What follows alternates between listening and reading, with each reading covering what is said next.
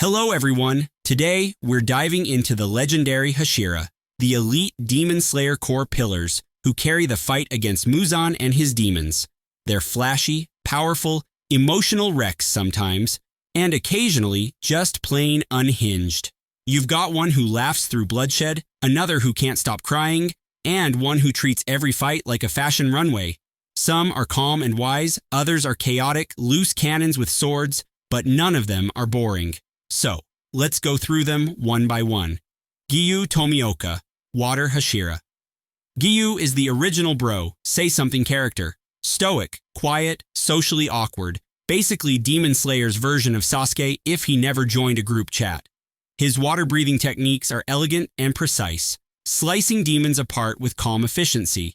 He was also the very first Hashira we met, sparing Nezuko and changing Tanjiro's entire journey. Despite his strength, Giyu often feels isolated and unworthy of the Hashira title. But his role is crucial. Giyu is the bridge between Nezuko and the core, the one who risked his reputation to protect them both.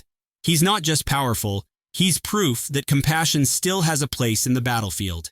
His highlight fight? Teaming with Tanjiro against Rui in the Spider Arc. But Giyu really shined in the final battle, holding his ground against Muzan himself. Giyu isn't just the water Hashira, he's the awkward coworker who does all the work in silence and still gets zero credit. Kyojuro Rengoku, Flame Hashira. Rengoku is sunshine in human form. Always loud, always smiling, always shouting like food is the real enemy. This guy's hype is next level. His flame breathing is raw power, explosive and beautiful, each strike like fireworks. His ninth form could incinerate anything in his path. Rengoku was introduced in the Mugen Train arc, where his charisma instantly won over Tanjiro and the fans. He embodied the perfect Hashira, strong, kind, and selfless. What set him apart wasn't just his power, but his mentorship. He carried himself as a role model every step of the way. And then came the heartbreak.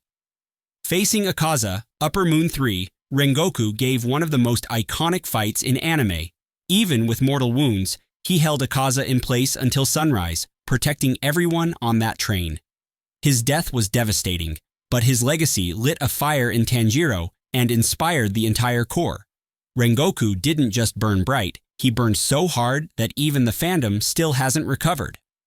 Tengen Uzui, Sound Hashira.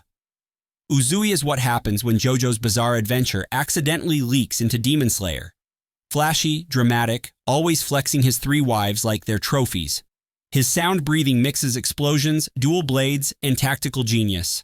Tengen first appeared with big, "who the heck is this guy" energy, but when the Entertainment District arc hit, he went full showstopper. Despite his eccentric personality, Uzui is a sharp tactician, always reading battles like sheet music. His leadership in the Entertainment District showed how much he trusted the younger generation, fighting alongside them as equals. He's flashy, but his priorities, protecting lives above all else, revealed his hidden humility. Fighting Upper Moon 6, Gyutaro and Daki, Uzui unleashed his full power with the help of Tanjiro's squad. Even poisoned and losing an arm, he still stood tall until victory was secured. After that battle, though, he retired, proving even flamboyant gods of muscle need a break. Uzui didn't quit being Hashira because of injuries. He just realized being fabulous is a full-time job. Shinobu Kocho, Insect Hashira. Shinobu is tiny, cute, and terrifying. She smiles like an angel while discussing murder like it's afternoon tea. Since she lacks brute strength, Shinobu developed insect breathing and uses poison to kill demons, specifically wisteria-based venom that eats them alive. Her signature moves like Dance of the Bee Sting, True Flutter, and Dance of the Dragonfly deliver pinpoint stabs laced with poison. She was introduced at the Butterfly Estate, radiating calm menace and kindness all at once. She played doctor, mentor, and executioner in equal measure. But her importance runs deeper. Shinobu represents the moral cost of the war.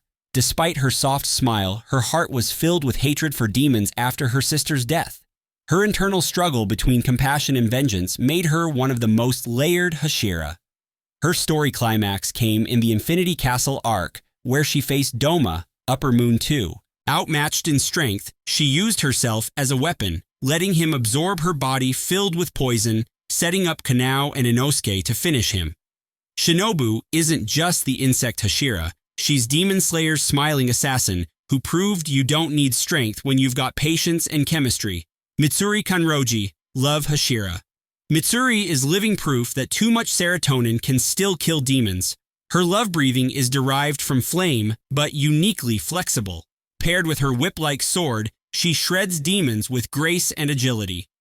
Moves like Shivers of First Love and Swaying Love, Wild Claw highlight her balance of beauty and brutality. Introduced as bubbly and emotional, she quickly became the heart of the Hashira with her kindness and sheer positivity. She wasn't just comic relief.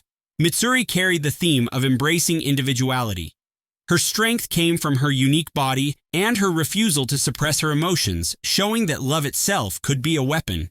She made the core more human, softening their steel with empathy. In the Swordsmith Village arc, Mitsuri faced Upper Moon 4's clones, showing off her insane strength and unique fighting style. Later, she fought Muzan alongside the entire core, buying precious time with her sheer willpower and insane durability. Mitsuri isn't just about love, she's proof that kindness doesn't make you weak. And also proof that flexing superhuman muscle density is the ultimate dating app bio. Muichiro Tokito, Mist Hashira. Muichiro is the definition of disconnected prodigy, aloof, forgetful, and weirdly spacey, until he enters combat, where he's terrifyingly efficient. His mist-breathing creates illusions and overwhelming speed, making him hard to track. His famous techniques like Sea of Clouds and Haze and Obscuring Clouds made him nearly untouchable. He was introduced at the Swordsmith Village as a brat dismissing Tanjiro, but soon his hidden kindness and tragic backstory unfolded. Muichiro wasn't just strong for his age, he represented raw potential, a child who overcame trauma to rise as one of the core's greatest prodigies. His growth showed how far determination and memory of loved ones could carry someone even against overwhelming odds. Muichiro's shining moment came when he soloed Upper Moon 5, Gyoko, unlocking his mark and proving his genius.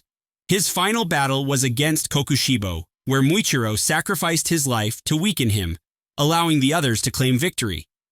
Muichiro isn't just the Mist Hashira, he's the quiet kid in class who turns out to be a god-tier secret weapon. Gyomei Himejima, Stone Hashira. Gyomei is what happens when the final boss joins your team. Blind, enormous, and crying all the time, he's simultaneously the gentlest soul and the scariest fighter. His stone breathing, paired with his flail and axe, makes him the most powerful Hashira. Techniques like volcanic rock, rapid conquest, and stone skin displayed his monstrous physical power. Introduced as skeptical of Tanjiro and Nezuko, Gyomei quickly proved why all the other Hashira respect him. Even Rengoku said he was the strongest. But what makes him memorable isn't just his strength, it's his faith, compassion, and emotional depth.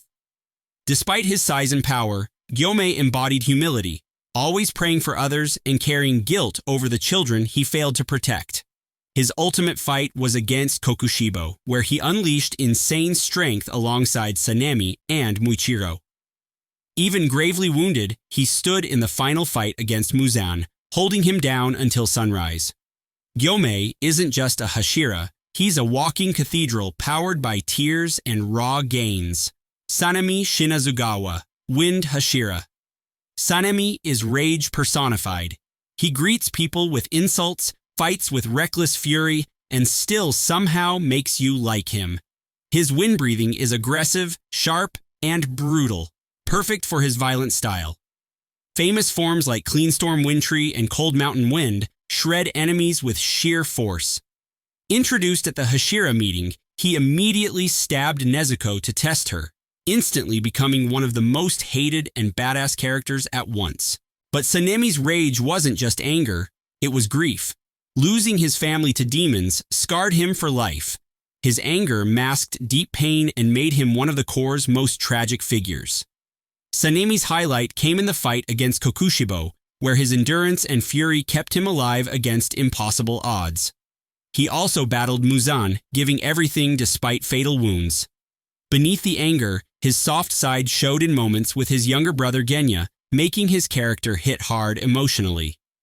Sanemi isn't just the wind Hashira, he's the anime equivalent of a broken AC, loud, dangerous, but you still need him when the heat's on.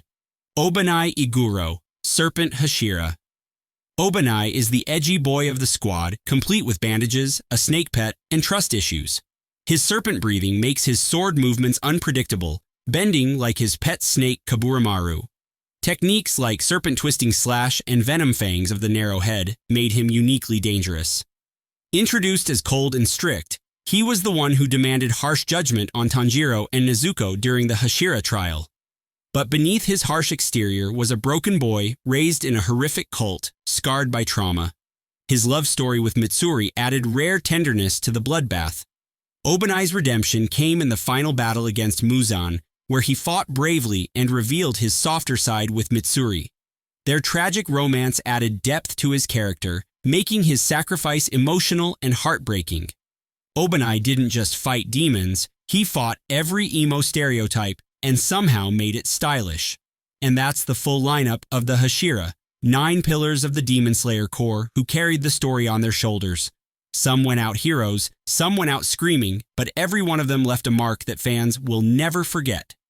So tell me, if you had to choose one breathing style, which Hashira's technique would you master? Don't forget to like, subscribe, and hit that notification bell for more epic anime breakdowns. Until next time, keep your blades sharp and your breathing steady.